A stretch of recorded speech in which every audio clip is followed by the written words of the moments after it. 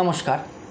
বলবো হাতে গোনা কিন্তু আর বাকি মাত্র একদিন, অর্থাৎ আগামী দিনে কিন্তু 18ই মে শুরু হচ্ছে কিন্তু কেতুর খেলা। কারণ কেতু কিন্তু সর্বদা মোক্ষকারক গ্রহ, লাভের মুখ দেখবে কিন্তু 3 রাশির জাতক এবং জাতিকারা। 18ই মে অর্থাৎ কাল কেতুর কিন্তু গোচর হচ্ছে। কেতু কন্যা রাশি ত্যাগ করে কেতু কিন্তু প্রবেশ করতে চলেছে সিংহ রাশিতে, অর্থাৎ সিংহ রাশিতে কিন্তু এবার কেতুর গোচর হবে। 3 রাশির জাতক জাতিকার জীবনে শক্তি এবং আত্মবিশ্বাস দুই কিন্তু বৃদ্ধি পাবে।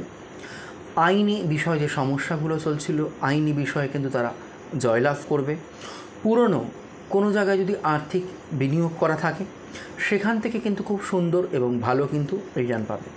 সেই 3 রাশির জাতক এবং জাতিকা হলো সিংহ রাশি, ধনু রাশি এবং মিথুন রাশি।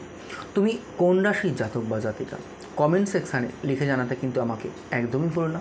আর যদি আমার এই ভিডিওটি ভালো লেগে থাকে একটি লাইক, একটি শেয়ার অবশ্যই করে দিও। নমস্কার।